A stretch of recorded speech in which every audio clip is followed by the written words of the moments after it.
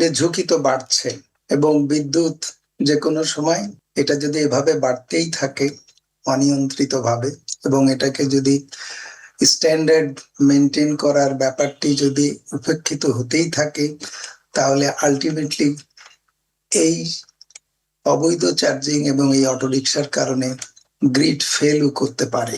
PGCB কিভাবে দেখছে আমি জানি না, পিজিসিবির কোনো কনসার্ন আছে কিনা তাও জানি না।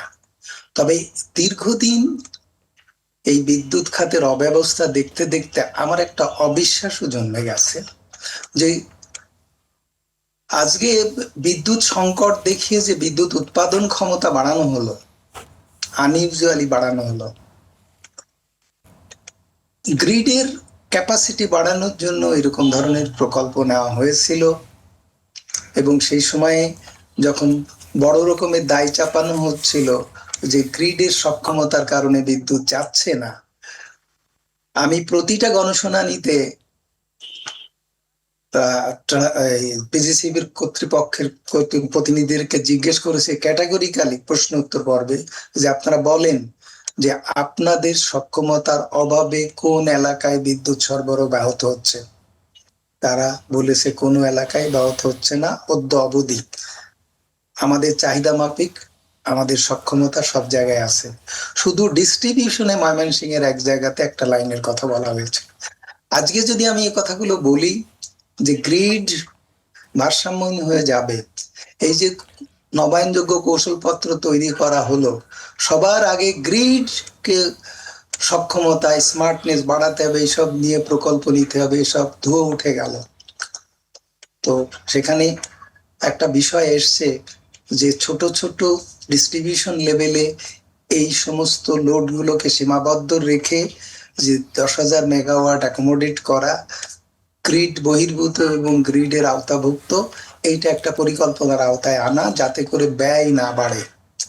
এখন এই কথাগুলো ঘুরিয়ে পিছিয়ে আমার বলার উদ্দেশ্যই হচ্ছে যে আমরা যেসব সমস্যা যেভাবে সমাধানের কথা বলছি, আজকে আপনি আমাকে গ্রিডের কথা বললেন, গ্রিড ঝুঁকিপূর্ণ হবে, সব বাদ দিয়ে দেখবেন যে গ্রিড উন্নয়নের জন্য কালকে প্রজেক্ট চলে আসবে। কে বলেছে? শামসুল আলম বলেছে। সুতরাং এইসব কথা বলাটাও আমার জন্য খুব বিপদের ব্যাপার।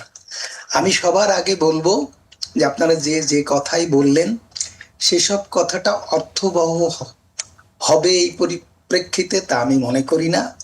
তবে যার যে দেখাটা আইনি দায়িত্ব, যার জন্য আমরা যাদেরকে বেতন দিয়ে পুষি, এই মানহীন রিক্সা রাস্তায় ছেড়ে দেওয়া হয়েছে, এবং তারা গ্রামে যখন ষাঁড়ের দড়ি ছিঁড়ে চারিদিকে দাপায় বেড়ায়, পথঘাট অতিক্রম করে ক্ষেত খামার নষ্ট করে, এই রিক্সাগুলোকে এইভাবে ছেড়ে দেওয়া হয়েছে। এবং যারা দায়ী, বিদ্যুৎ বিতরণ কর্তৃপক্ষ থেকে আরম্ভ করে, সিটি কর্পোরেশন থেকে আরম্ভ করে, বিআরটি কে আরম্ভ করে, এনভায়রনমেন্টাল অধিদপ্তর থেকে আরম্ভ করে, বিএসটি আরম্ভ করে, আপনার ভোক্তা অধিদপ্তর, তারপরে হচ্ছে বিআরসি, এদের যদি চাকরি, আমি এদের চাকরিচ্যুত চাই। এরা দায়িত্বে অবহেলা করার কারণে আজকের এই পরিস্থিতি তৈরি হয়েছে। আমি রিক্সাও বন্ধ চাই না, আমি ওদের শ্রমিকরা যেমন বলছে ওদের ভাত চলে যাবে, আমি তাদের ভাতও বন্ধ করতে চাই না। আমি বন্ধ করতে চাই যাদের এটা দেখার কথা ছিল, যাদের এটা নিয়ন্ত্রণ কথা ছিল, তাদের ভাত বন্ধ করতে চাই, তাদের বেতন বন্ধ করতে চাই, তাদের চাকরিচ্যুত করতে চাই। সরকার এবং রাষ্ট্র যদি এইরকম অবস্থায় আসে তাহলে ডিসিপ্লিন আসবে।